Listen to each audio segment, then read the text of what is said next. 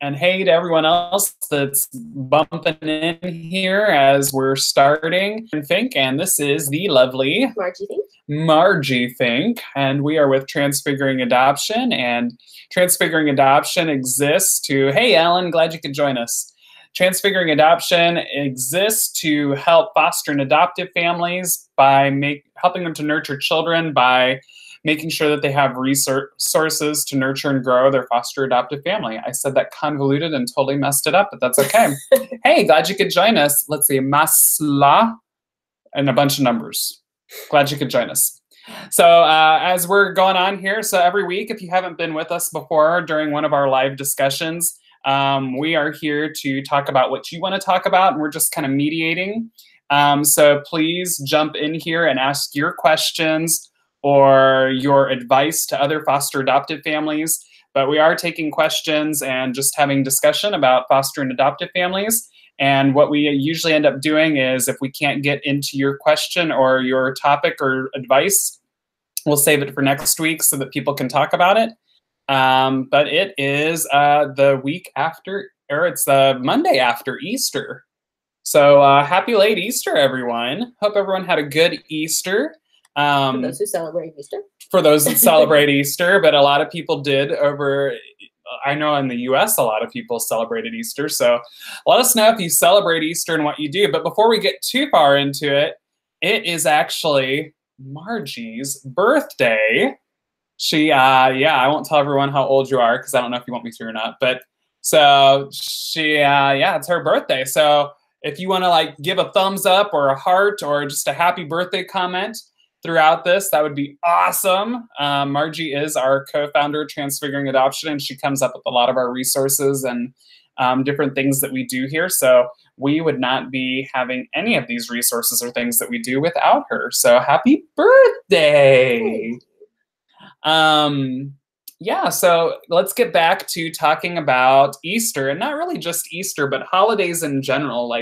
So holidays are a big thing for foster and adoptive family, for any family, I guess, right? Like what is your favorite holiday? What is your favorite holiday that you celebrate with family? I want to hear that comment. Like, what do you like to do with your family? Is it Easter? Is it Christmas? Is it Halloween? Thanksgiving? What is it? What is that favorite holiday of yours? And what are your traditions? Because Margie, tell us a little bit about, again, please comment or add your advice or suggestions as we go along, and we'll talk about what you want to talk about. We actually last week totally stopped everything because someone needed advice and suggestions, so we stopped and everyone talked about that. But just so we're not sitting here in silence, tell us about holidays in foster families. Well, it can be particularly tricky because anytime there's a holiday, first off, if you got a child who is from foster care or is coming from adoption, particularly if they can recall celebrating holidays in their birth family, there can be a lot of like push-pull and a lot of conflicting emotions because they're wanting to enjoy the day, but they're very sad because they're not with their birth family. So there's a lot of things going on in their heads. And then also just when there's the excitatory hormones, those chemicals, I had to explain once that the joy over receiving a pony is the same, like the excitatory hormones are happening the same way in a traumatic situation or a very excited situation. So they can get very excited about the holiday, and then that kind of backfires because they end up kind of triggering some of those trauma things in their brain, and they don't even necessarily know that that's what's going on. But some of those excitatory chemicals in their brain can trigger trauma. So it can be holidays with foster and adoptive families can be very difficult. It can just be very, yeah. Like you might get more that you bargained for, or you might not. Like it might be more stressful because, and like it's like one of those things like you have in your head like you want this to happen and you want everything to like reach up to this standard. But you're like, because of trauma behaviors, like your kids sabotage things or things don't just meet up right. And so then you're disappointed. but it's important too. Like, I feel like as caregivers, we always talk about how we get disappointed, but I think the kids get disappointed too. Like, because they want this great. We try and do a lot of is talk about expectations beforehand so that they don't, you know, expect way more. So they have a realistic idea of what's really going to happen. That's one way that kind of helps. And, excuse me. Yeah. Thank you. Yeah. So, I think I want to hear what you guys what do you do for Easter? Like, those of you that celebrate Easter or Passover or whatever holiday, whatever spring holiday that you celebrate, if any, what do you do with your family for spring holidays? One thing that I'm going to have it right here is Margie. Here, you want to take that and I'll grab one? You want to show it off to people? It's missing some pieces. Do you want to show it off to people, though, and tell them what it is? Okay, so these are my, I got this off of Pinterest. They are Easter basket cookies. So they have a sugar cookie basket with homemade buttercream frosting inside, and then and it's dyed green and some coconut dyed green to look like grass. We put little jelly beans on top and a little licorice string for the handle for the basket.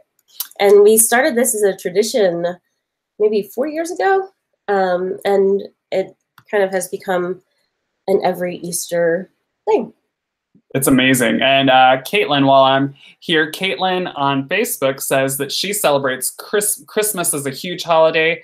She grew up in Germany for some time and we also look for the pickle on the tree. Oh yeah, I've heard of that tradition. It's just a pickle ornament. Whoever finds it is the first in opening the gift rotation. We also, that's so fun. So my fun fact you didn't know about Darren is that Darren is 100% German. I'm relatively new off the boat. My family is. And so, yeah, so we have some German traditions, and we never did. I know of the pickle tradition, and we actually had a pickle for a brief amount of time, but we never really, it never caught on in our family. You don't remember it? No. Like, it never really caught on, so we didn't do the whole thing. So that's really cool, Caitlin. I've heard of that. I've also heard of where instead of people finding the pickle in the tree, and that's who starts the gift rotation, that whoever finds the pickle in the tree gets an extra gift. So it's really interesting. But yeah, we're just chiming in here. Let us know what your holiday traditions are for different holidays, what your favorite holiday is. And especially since we just did Easter, what do you do for your foster adoptive families just to make the day special and for it to just be really great for your whole family? Margie was talking about these really cool sugar cookie Easter baskets that she makes. That's become a tradition in our family. They've gone through a couple trips, so they have. It's kind of its handle has been a little squashed down and stuff. But these are really amazing. They're really good, and they're fun because kids can help make them if they want to, and it gives them something to do because they can put the jelly beans on top. They can put the handles on. So there's all sorts of fun things that they can do. So you're bonding with them because you're talking with them. You're having fun with them.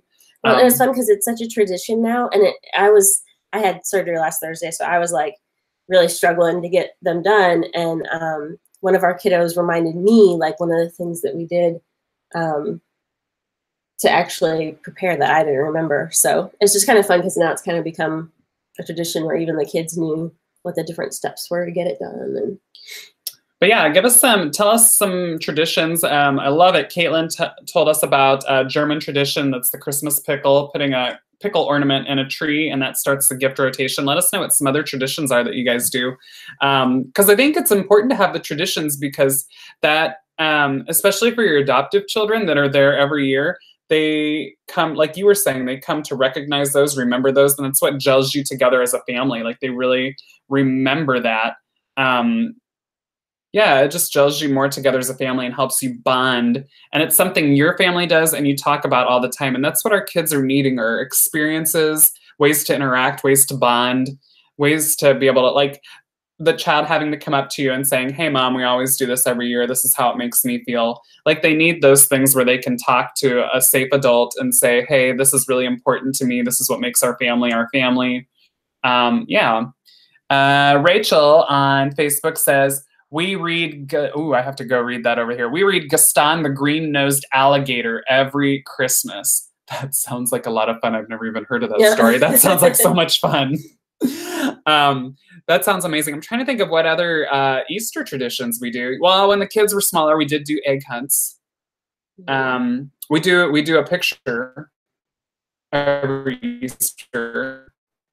I think those are really important though, and I think they like. Oh, it's Cajun. Rachel said the alligator. The green-nosed alligator is Cajun. Oh, that's really cool. So where do you find the book? Just on Amazon? So if you have French or Cajun roots, you might want to check out Gaston the Green-Nosed Alligator for your family. I think too, I think the traditions help to calm children and calm anxiety because they know what to expect, and it's something. Holidays can be very up in the air because you're going to other people's houses that they're not familiar with. You're doing other things. There's just a lot up in the air that you can't control, but they can control the traditions, and they know that those are coming and that you do them all the time. So Rachel says there's also a Cajun night before Christmas, and it's excellent. That's so fun. That is a lot of fun. That is so much fun. But I think going back to what Margie was talking about too, I think with our traditions, I think we have to, does anyone has anyone had trouble around the holidays, with their foster adoptive families, where you really thought it was going to be this great experience and it turned out to be a mess? It just turned out to be a ridiculous mess. Hey, thanks for the thumbs up on Facebook. I know we've had some times where I know, because definitely a learning curve for us. It is. Well, and I think that's a time too when birth parents want to, and rightly so, they want to talk to their kiddos around different holidays. But I think and while kids are excited about it, I think that's rough for them to process because they're with you, especially if they're in foster care, because they're with you and you're not their birth family. And so they're trying to figure out who am I loyal to? Is it okay to be happy that I'm having fun? I'm having fun Easter time with my foster family, but I'm not with my birth parents. Is that okay? And just talking with them and missing their parents. And there's some lot of turmoil there. And things can get messy really, really quick. So I'd be interested to hear what everyone that's watching, what do you think, what do you do so that, I guess the anxiety, what do you do to lower anxiety during holidays? Because like Margie was talking about too earlier, some of you might not have seen, is the same chemicals in the brain and different things are given off when something good, exciting happens. But or something stressful, exciting, as far as it's exciting your body when something stressful or traumatic is happening. So it's creating some of the same reactions in the brain. So that can in turn kind of create these behaviors that are caused by trauma. So yeah, so something exciting, something good, exciting is exciting in the brain. And so something that's bad exciting or right, exciting. Whether it's exciting, hey, I'm opening up presents on Christmas morning, or it's there's a tiger chasing me and I'm running for my life. So, and that's gonna, and because of that, opening up presents at Christmas time is going to remind the kid when they had to run for their life from the tiger, because it's the same chemicals. Okay.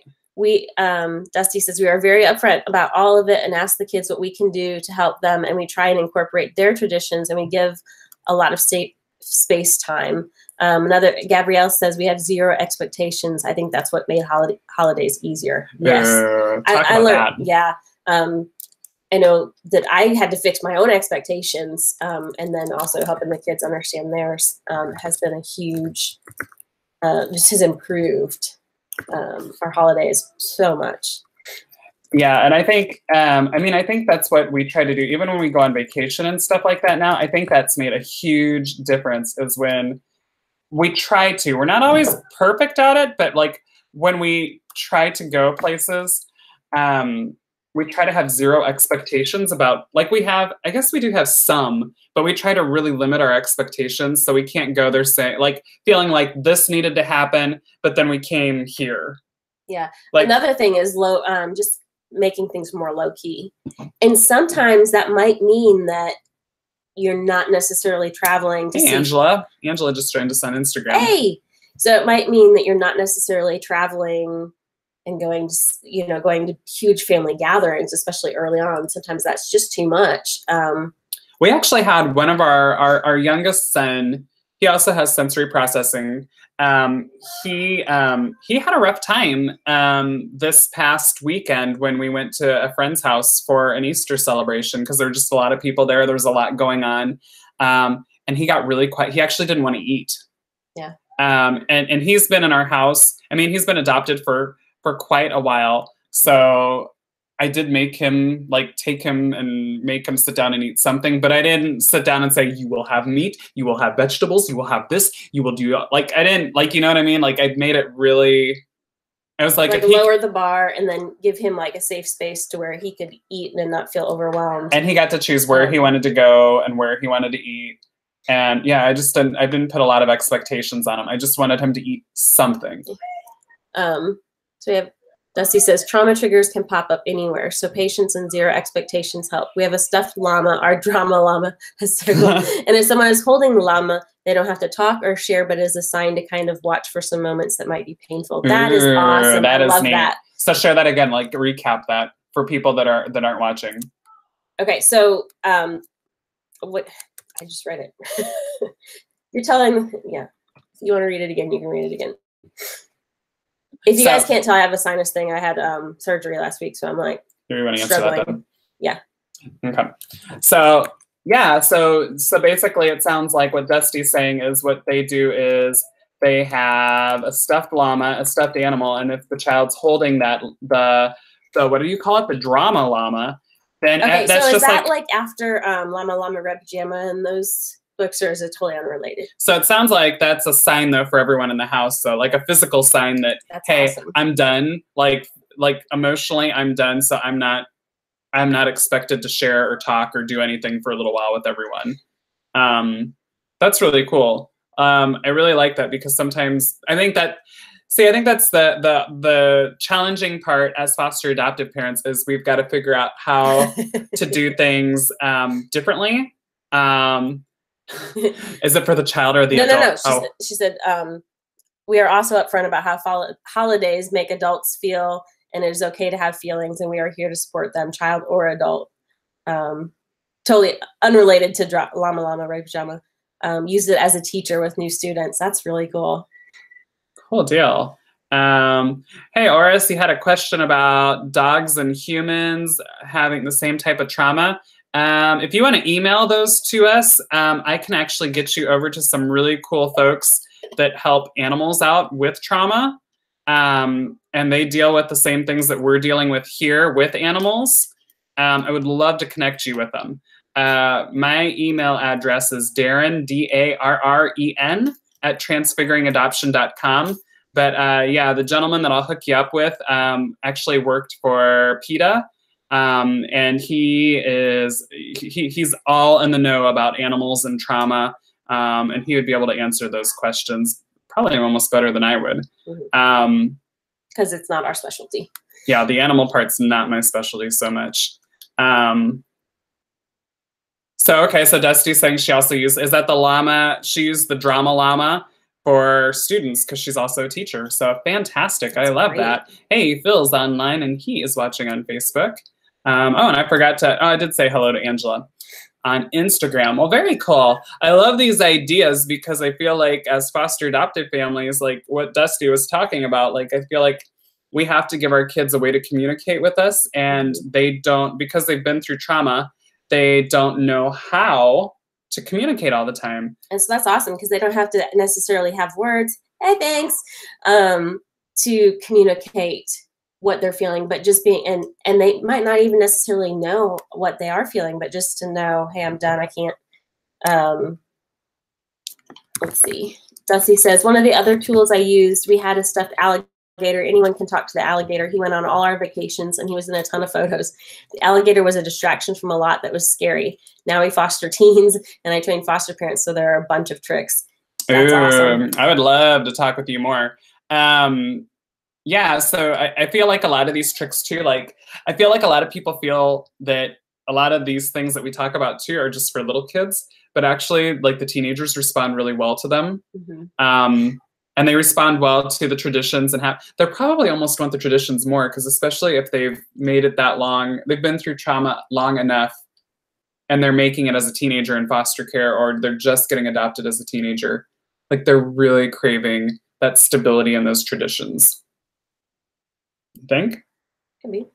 Could It's be. going to depend on the child and the circumstances, but I do like the animals though, because I feel like the animals are a good way to like to communicate and talk and stuff like that. But just for those of you that are joining us, we're having we open this conversation up on our 3 minutes, and this is your time to ask us any questions or give any advice or suggestions. Like Dusty's been giving some advice and suggestions on how to deal with holidays. Yeah, this is your time to make comments, and Margie and I are just kind of mediating everything. So please feel to jump in. Actually, last week, everything we were talking about, we put on hold because there was a gal that had kind of an emergency, and we were glad to give her our 2 cents, and everyone was there to help out. So yeah, so we're talking about right now, we're talking about holidays, since a lot of people celebrated Passover or Easter or just spring. So what kind of traditions do you do, and what do you, yeah. Did you have something? Yeah. Oh, I thought you were kind of like poking me like, hey, I got something. Yeah. Oh. But yeah, let us know what traditions you have and how you make things easier for your household and for your kids. I'm trying to think of some other traditions that we do that make things easier on our kids. I know that we do a lot, especially when we're traveling to like amusement parks and different things. We lower the bar a lot. I know Dusty, was it Dusty that was talking about that? About lowering the bar. I think that's an important thing, like lowering your expectations is really important. So Dusty is saying, my current placement is a 16-year-old girl, and she needs the traditions and stability, and she just wants normalcy and acceptance. We also use a chart of feelings so kids can identify which feelings, because like anger and frustrations are similar, but not the same. And definitely start new traditions with kids in your home. Yeah, that's what, you know, we had a 16-year-old girl, and we had feelings cards, and she was able to go and express what she was feeling by picking up several of the cards. And we actually reviewed, so we've reviewed a few different resources that help with that. Never open Christmas presents on Christmas morning. We do them Christmas Eve, so as our tradition, and Christmas morning can be rough. Yeah, we've done a lot of that kind of stuff too, just not doing it on Christmas morning. We've done things. One thing that we learned was, you know, it used to be like, as I got presents and I wrapped them, I'd put them under the tree, but that like produced so much like excitement, which again those hormones can trigger trauma. So we, yeah, feelings cards rock. So we started deciding that, okay, we shouldn't put Christmas presents out. And then we kind of have done, the things have evolved over time, but, you know, now I never label them, so they don't know which presents are for who. It just kind of keeps some of the anxieties down.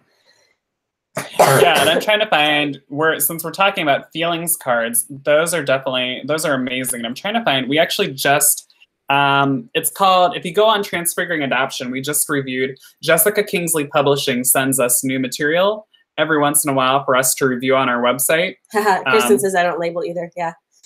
Hey, Kristen Segan's on here. I didn't even see you come in. Come on in, friend. Yeah, well, Kristen, tell us some things that you do for Christmas, because you guys have like the best ideas. The Segans are like rock stars, foster parent, adoptive parent superstars. Like all of us want to be like them when we grow up. But yeah, when Jessica Kingsley Publishing, she's sneaking like a ninja. A therapeutic treasure deck of sentence completion and feelings cards. It's a long title, but it's actually some feelings cards and sentence completion cards. And I forget who put them. Karen Treisman or Karen Treisman.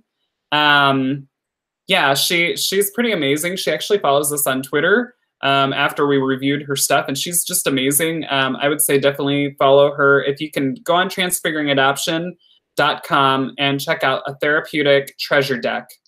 Those are amazing feelings cards. I felt like I had a lot of ones that weren't like typical either. So it kind of helped. They had a lot of them. It wasn't just like sad, mad, angry. Well, they're like what Dusty was talking about here. Like there were ones that were angry but frustrating, or frustration, but they did such a good job of like showing. I know the frustration one. I remember that one because it was really good. It was a monkey in a zoo, and his banana was just outside the bars, and he was trying to reach it and he couldn't reach it. And so he looked really frustrated. And that was like I thought it was amazing just for like, hey, that's frustration and not anger. Like I can't get what I want, and that's frustrating. I'm not really like, I'm not angry, like head on rage. Dusty said, feeling charades with snacks and ice cream can be a fun game to play too. That sounds really fun. That does sound fun. I bet you could make that holiday theme too. Get a little peppermint in your ice cream. But, huh? No? Okay.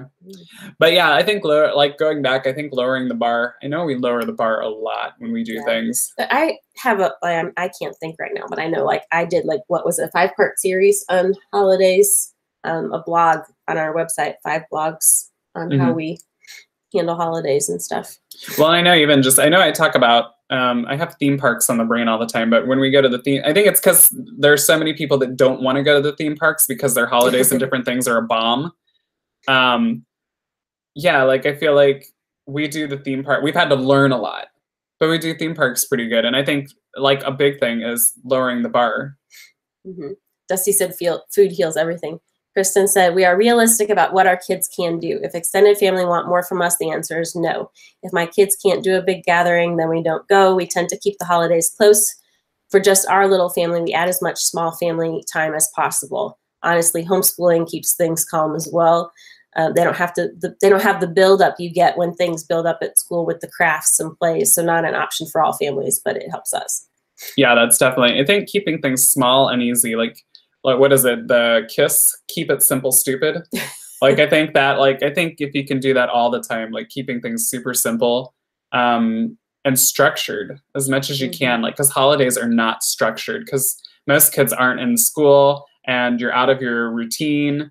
Like on Christmas morning or like Easter morning, you're not wanting to do chores or anything like that, but that's part of the structure. Like that's what they know what to expect. They wake up, they do whatever they've got to do to get ready for school, and then you're taking that away with a holiday and you're going to people's houses and different things like that. So, how does everyone deal with the fact that, that family wants you, well, hopefully family wants you to come over and see them.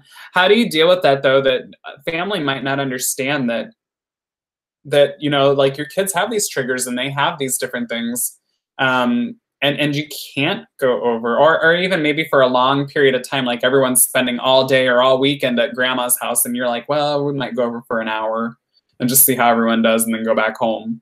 How do you guys deal with that? Dusty says, kids hang their hats on routine and structure. Yep, kids hang their hats on routine and structure. Holidays should be fun and whimsical and no pressure. Yeah, I agree. Like there should be no pressure with how they're doing things or what they're doing. And I think that goes for you too. Like, I think when we set up the big lofty expectations, I think we're hoping for big lofty things to happen too.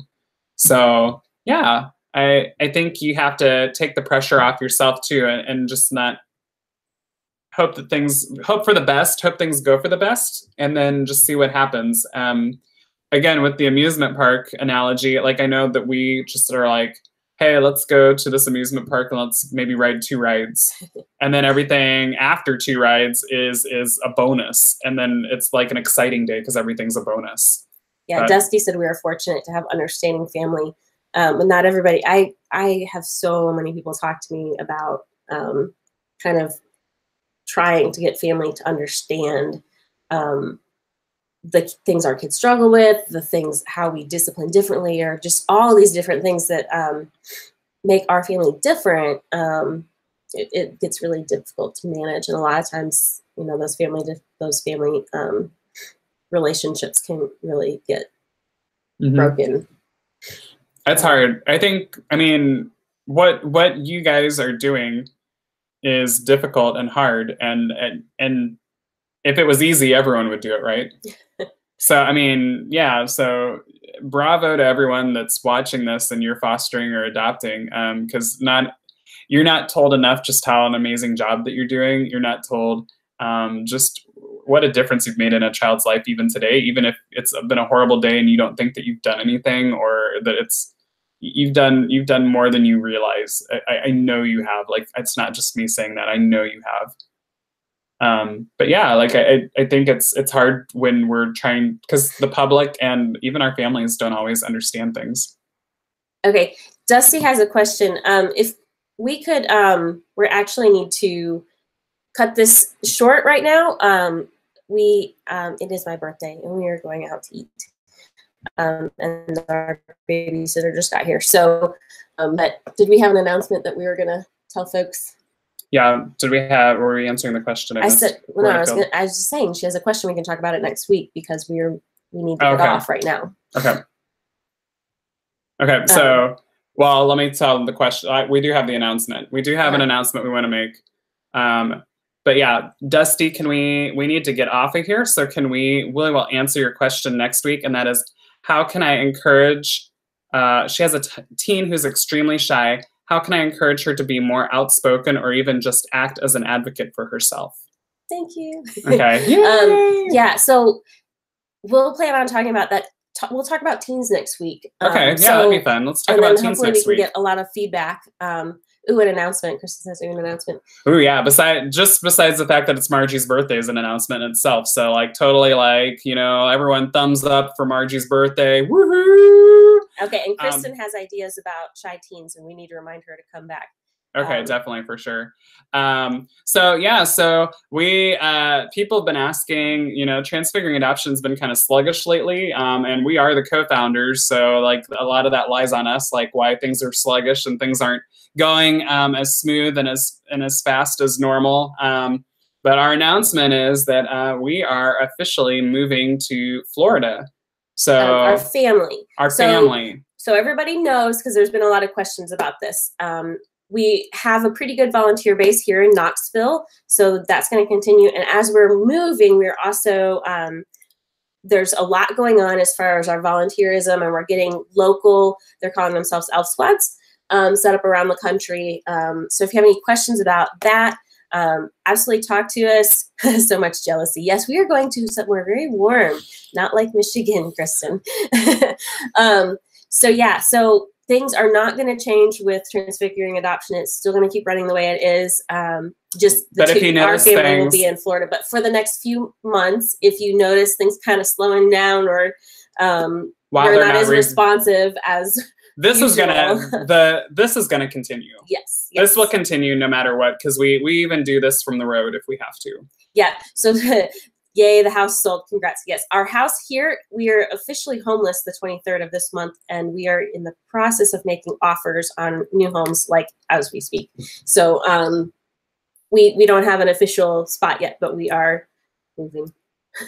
So definitely, if you guys see things getting sluggish, don't worry about it. We're as the co-founders, we're in transition with our family. So she doesn't mind cold. She loves Mickey.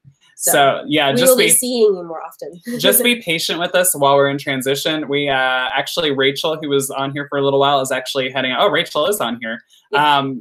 Yeah. Rachel just, Knoxville squad will miss you lots. Rachel is actually amazing. She is in the industry. She's a professional, and she has been with us near the beginning of when we started everything. So she knows everything. She's just amazing. So she's going to do an amazing job with helping us to keep everything running and rolling.